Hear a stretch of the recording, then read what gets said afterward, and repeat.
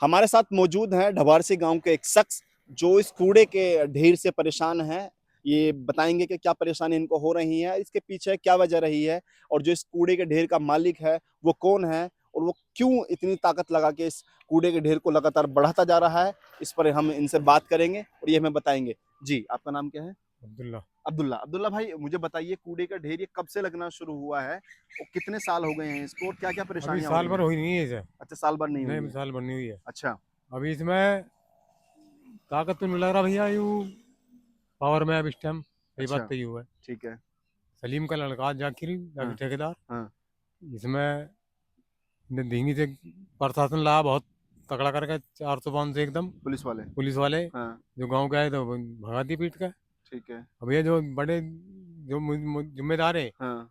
वासी प्रधान हुआ है, इन्होंने हाँ। पैसे वैसे ले लिए, अपना अच्छा। सहन कर तो लिए। मतलब जो गांव के जिम्मेदार जिम्मेदार है, लोग हैं उन्होंने पैसे लिए पैसे हैं। ले लिए। इसका मालिक कौन है? जाकिर। जाकिर नाम है। हाँ, सलीम का लड़का। सलीम का लड़का जाकिर। हाँ, ये सलीम का लड़का जाकिर ढबारसी के रहने वाला दबार है। से है। ढबारसी के रहने, कमाल बात देखो, ढबारसी का व्यक्ति है और जिसकी ये जमीन है वो कितनी बीघे जमीन बताया उसने? उसकी है 25-26 बीघे जमीन है, बता रखी 200 बीघे वहाँ आगे। आगे।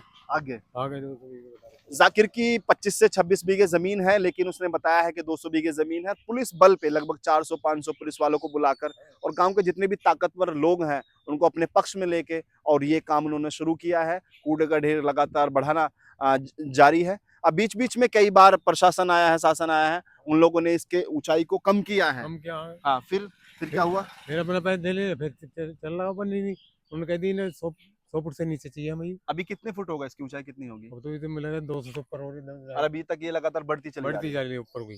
बदबू, परेशानी क्या हो रही है बदबू तो बताइए? रुका भी नहीं जाता जिस टाइम हवा चले तो ये आसपास गांव सब परेशान है। सब परेशान है। हाँ, इतनी परेशानियां होने के बावजूद भी ये नहीं हट रहा है। नहीं हट रहा। ये तो बड़ी परेशानी की बात हो गई ना। परेशान हुआ है भैया, चल नहीं रही किसी के बीच में। बस पावर में है अभी वो, यहाँ का धमकी विधायक दिखा कौन दे। है? विधायक कौन है अभी यहाँ का? यहाँ का धर्मेश है। तो फिर वो, इसका क्या कहना है? वो करता नहीं कुछ इसके ना लिए? वो ना करे कुछ भी। तुम्हारा जो विधायक है, पूर्व विधायक, किसको वोट दिया था आप लोगों ने?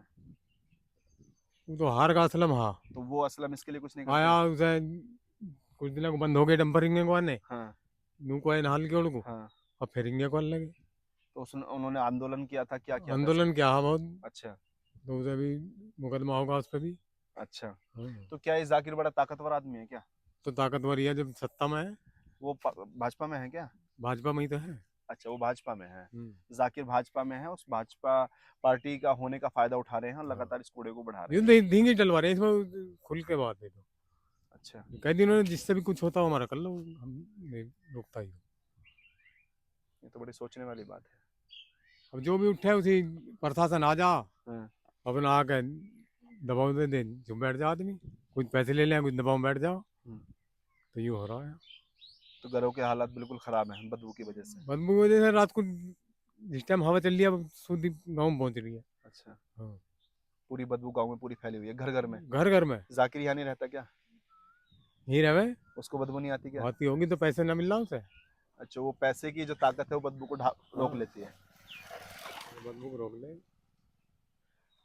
आप देख सकते हैं गांव के लोग बेबस हैं, कुछ कर नहीं सकते। ताकतवर लोग हैं, ताकत के सामने जितने भी गांव के लोग हैं उनकी बेबसी साफ झलकती है कि जो वो कुछ नहीं कर पा रहे जिम्मेदार हैं। प्रधान है, उन्होंने अपने पैसे वैसे ले लिए, लोग चुप बैठा। बासित प्रधान, बाजित प्रधान। गांव का जो प्रधान है बासित प्रधान, उन्होंने जाकिर से पैसे लिए हैं, उसके पक्ष में चले गए हैं जो जी।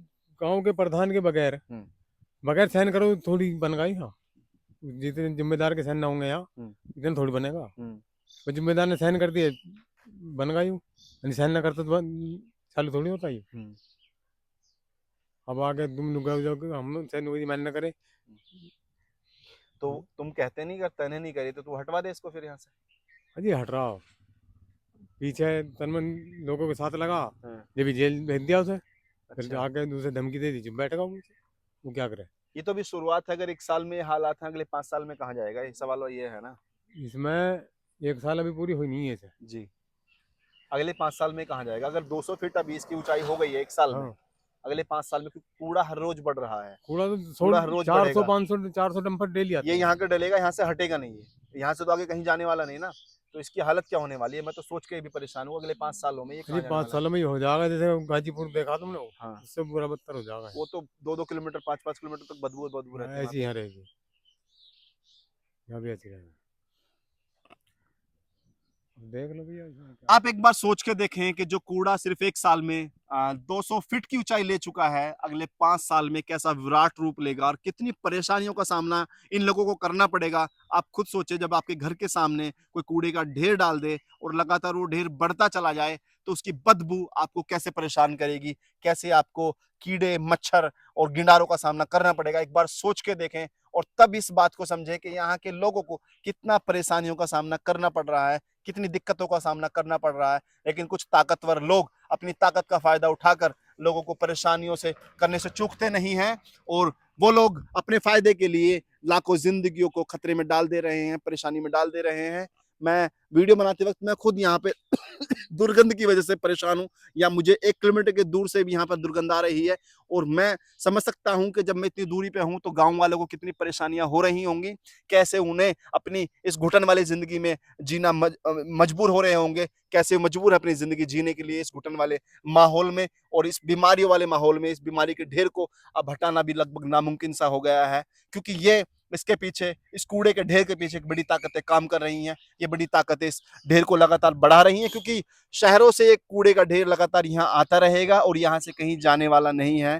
क्योंकि पिछले 2 सालों में ये, अगर पिछले 1 साल में अगर ये 200 फीट पहुंचा है, तो अगले 5 सालों में ये 1000 फीट के आसपास होगा। और इसका दायरा अगर अभी सिर्फ इतना बड़ा है, तो अगर मैं 2 साल बाद, 1 साल बाद वीडियो बनाने दोबारा आऊंगा, तो ये दायरा आपको 4 या 5 गुना देखने को मिलेगा। तो मैं बेबस हूँ, कुछ भी समझ नहीं पा रहा हूँ कि मैं इसके लिए क्या कहूँ, क्योंकि लोगों ने अपनी पूरी ताकत, अपना पूरी जद्दोजहद कोशिश कर ली है, लेकिन ये कूड़े का ढेर हटा नहीं है। और मैं एक बार फिर प्रशासन से अपील करूंगा कि इस बीमारी को यहाँ से हटाया जाए। ये बीमारी यहाँ से हटे, लोगों की जिंदगियां जो दुश्वारियों में गुजर रही हैं उनको खुशहाल बनाया जाए और लोगों की जिंदगी को सुकून वाला बनाया जाए। अब तक के लिए इतना ही। मैं परवेज खान लेता हूँ आपसे विदा। बहुत शुक्रिया।